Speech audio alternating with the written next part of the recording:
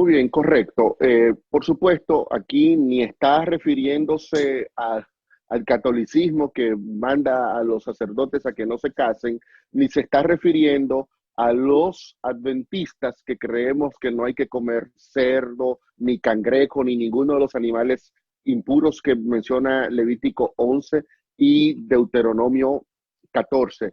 Pablo, en primera instancia, está hablando de grupos religiosos que tenían una campaña en contra del matrimonio, que pensaban que había una virtud exclusiva en ser solteros, probablemente incluso amparándose en lo que Pablo había dicho en 1 Corintios 7, que era bueno que el hombre se quedara solo, pero Pablo presenta eso como una recomendación individual, no como una recomendación que el creyente tenía que aceptarlo al pie de la letra. Entonces ya se halló virtud espiritual en este tipo de práctica. Ahora, Pablo dice que son gente que hablan de abstenerse de alimentos que Dios creó. Y ahí está una clave interesante. Alimentos que Dios creó. Cosas que fue Dios el que determinó que se come.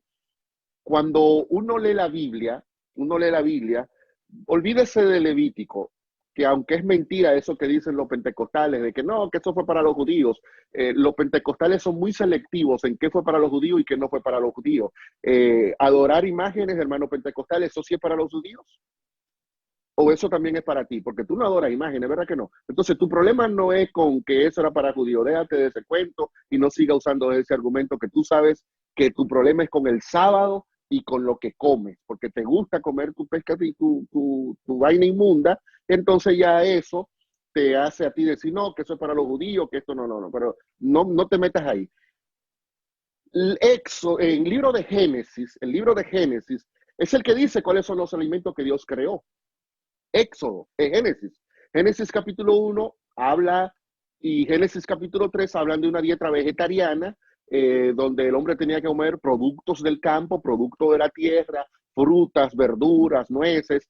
Y en en Génesis, yo no sé por qué tengo esto en la cabeza, en Génesis capítulo 7 y en Génesis capítulo 9 se habla de que ya en el tiempo de Noé, antes de la existencia de cualquier judío, ya había un concepto de animales impuros y animales limpios, mucho antes de que se diera la estipulación en Levítico 11 y Deuteronomio 14. Así que no podemos asumir que las leyes levíticas están condicionadas al pueblo judío, porque el tema de la inmundicia en los animales es muy anterior. Entonces, lo que Pablo está criticando es que la gente venga a prohibir lo que Dios dijo que debía comerse.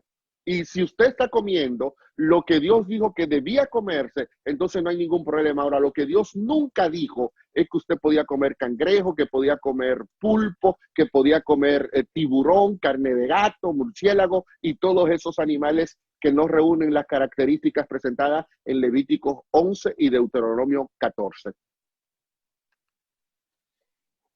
De esa manera, pastor, nosotros estamos claros, hay una alimentación que tenemos todos nosotros, y ¿es pecado o no es pecado comer esos alimentos, entonces, esos tipos de animales? Por supuesto que es pecado, porque es una transgresión a las leyes sanitarias que Dios estableció. A veces nosotros solamente vemos el pecado en función de los 10 mandamientos. Nos gusta mucho la definición de 1 Juan 3:4, ¿verdad? Que pecado es transgresión de la ley, pero pecado no es solamente transgresión de la ley. Pecado también es, dice San Pablo, dañar el templo del Espíritu Santo con inmundicia. Entonces, cuando usted consume los alimentos que Dios prohibió que usted consumiera, evidentemente usted está participando de un acto de desobediencia a un reglamento estricto de la palabra de Dios. Usted puede decir, no, es que Jesús declaró limpio todos los alimentos. No. Jesús no declaró limpio ningún alimento. ¿Por qué? Porque las leyes del Antiguo Testamento nunca estaba estipulado que había un rito que le quitaba la inmundicia a ese tipo de animal. Usted puede leer en Levítico 14, en Levítico 16, distintos rituales que se hacían para eliminar ciertas inmundicias, pero el cerdo siempre era inmundo.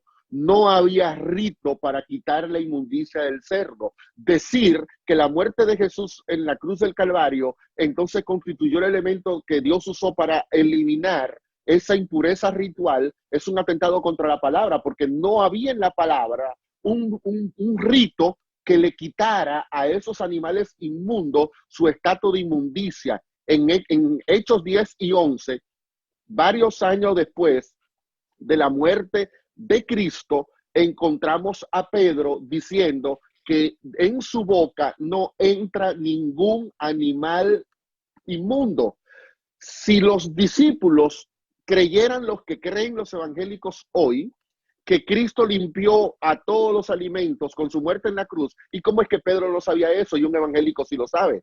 Me sorprende eso, que un evangélico tenga la capacidad de saber más que Pedro lo que Jesús realmente hizo en la cruz del Calvario. O sea, sería para nosotros un acto de locura espiritual decir, yo estoy por encima de Pedro y sé más que Pedro. Hermano, si lo que usted sabe de la salvación no sabe por qué Pedro lo escribió. Pedro fue el que dictó el evangelio de Marcos. Pedro le dijo a Marcos, escribe ahí lo que pasó. Y Pedro es el que escribe en sus cartas. Entonces, si Pedro, después de Cristo morir, cuando le dicen Pedro mata y come, dice yo no como nada inmundo y no lo comió, ¿de dónde saca un evangélico que sí, que hay que comer eso? Si, después de la muerte de Cristo, Pedro lo comió. Y Pedro luego va a explicar que esa expresión de mata y come no estaba aludiendo a los animales, fue una metáfora que Dios usó para hablar de gente a la que Pedro todavía consideraba impura, los gentiles.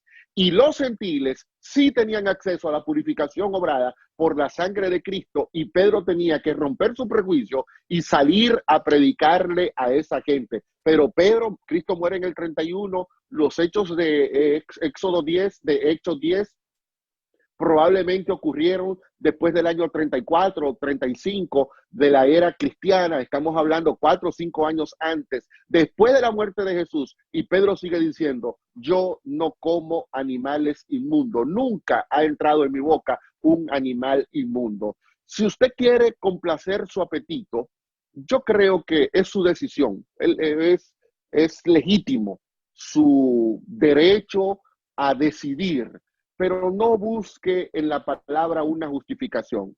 La persona que no cree en Dios come su cerdo normal y ahí lo anda comiendo y no anda buscando un argumento teológico para justificar su apetencia. Entonces yo creo que los cristianos no deberíamos caer en ese juego de para complacer mi apetito, decir que fue que Cristo hizo un cambio en la cruz del Calvario, porque ese cambio no aparece registrado en ningún pasaje de la Biblia. Así que desobedecer las leyes de salud y conlleva también un acto de pecado y de rebelión contra nuestro Dios. De paso, en la Biblia, el tema de la comida encierra un concepto teológico muy serio.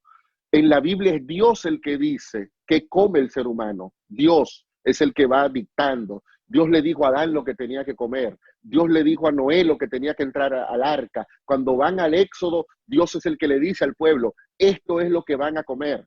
Cuando una persona intenta determinar qué se puede comer y qué no se puede comer, está ocupando el lugar de Dios.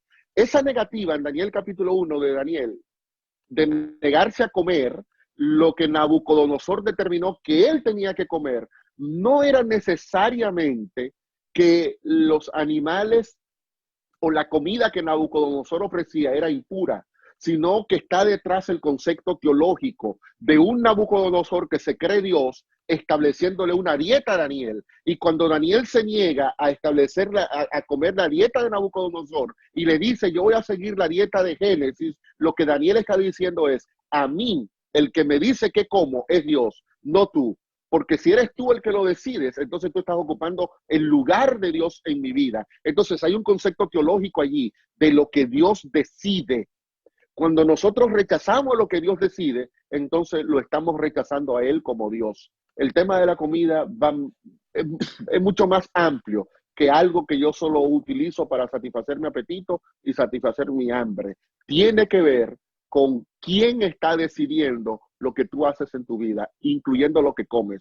Por eso dijo San Pablo en 1 Corintios 10:30, que aun cuando usted come, usted tiene que hacerlo para honra y gloria de Dios. Entonces, si usted quiere glorificar a Dios en la comida, coma lo que Dios dijo que usted podía comer. La Biblia menciona, por ejemplo, en Romanos 14, que todo lo que no proviene de fe es pecado. Entonces, no solamente tiene que ver con violar un mandamiento, la incredulidad puede ser un acto de pecado, dependiendo hasta dónde me pueda llevar. Cuando yo no actúo conforme a la fe que Dios ha puesto en mi corazón o a la fe que yo he aprendido en la palabra, estoy pecando. El libro de Santiago dice también que pecado no es solamente algo que yo hago, pecado es también algo que yo no hago.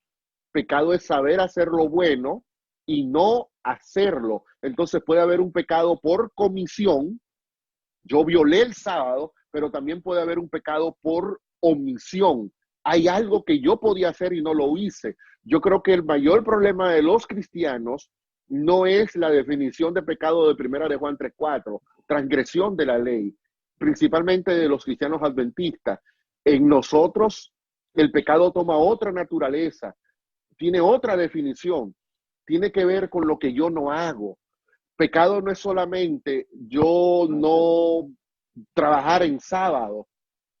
Es que si yo me doy cuenta que mi vecino en esta coyuntura está pasando hambre y yo lo sé y no hago algo para auxiliar a mi vecino, yo también estoy pecando. No estoy violando un mandamiento de los 10 que aparecen en Éxodo 20, pero al no hacer lo bueno, estoy violando un acto moral. Entonces, no podemos ver el pecado simple y llanamente como un acto, sino mucho más que eso, un acto de rebelión contra Dios, un acto de incredulidad y un acto que me lleva a mí a no incluso hacer lo bueno cuando sé que tengo que hacerlo.